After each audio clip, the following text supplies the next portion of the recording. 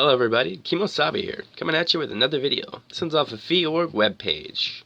Published Monday, February 13th, 2017. It's an older article, still thought be worth posting up.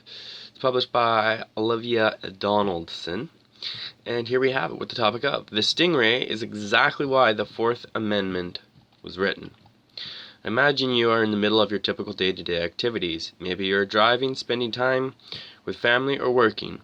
If you are like most people, your phone is at your side on a daily basis. Little do you know that at any time, police and law enforcement could be looking at information stored on your phone. You haven't done anything wrong. You haven't been asked for permission.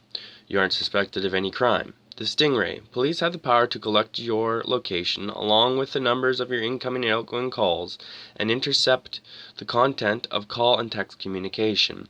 They can do all of this without you ever knowing about it. How? They use a shoebox-sized device called a StingRay. This device, also called an IMSI catcher, mimics cell phone towers, prompting all the phones in the area to connect to it even if the phones aren't in use. The police use StingRays to track down and implement perpetrators of mainly domestic crimes. The devices can be mounted in vehicles, drones, helicopters, and airplanes, allowing police to gain highly specific information on the location of any particular phone down to a particular apartment complex or a hotel room.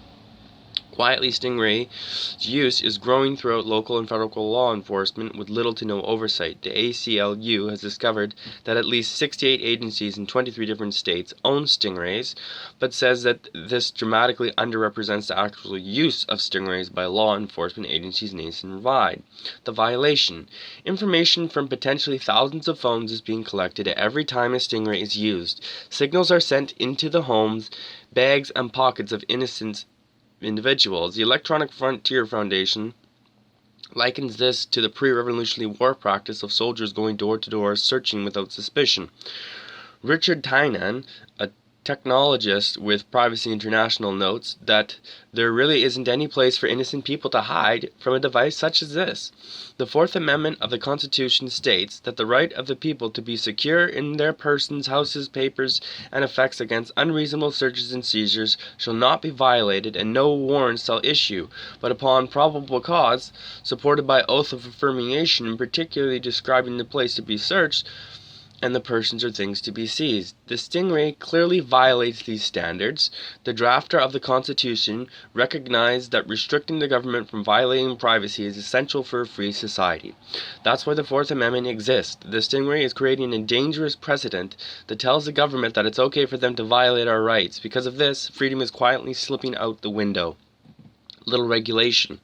Law enforcement is using StingRays without a warrant in most cases. For example, the San Bernardino Police Department used their StingRay 300 times without a warrant in a little over a year. In 2010, the Tallahassee Police Department used a StingRay in a warrantless search to track down the suspect of a crime. A testimony from an unsealed hearing transcript talks about how police went about finding their target. The ACLU sums it up well. Police drove through the area using the vehicle-based device until they found the apartment complex in which the target phone was located, and then they walked around with a handheld device and stood at every door and every window in that complex until they figured out which apartment the phone was located in. In other words, police were lurking outside people's windows and sending powerful electronic signals into their private homes in order to collect information from within. A handful of states have passed laws requiring police and federal agents to get a warrant before using a StingRay. They must show probable cause for one of the thousands of phones that they are actually searching. This is far from enough.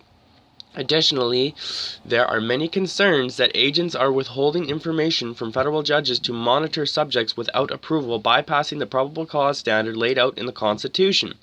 They even go as far as letting criminals go to avoid disclosing information about these devices to the court. If the public doesn't become aware of this issue, the police will continue to use StingRays to infringe on our rights in secret and with impunity.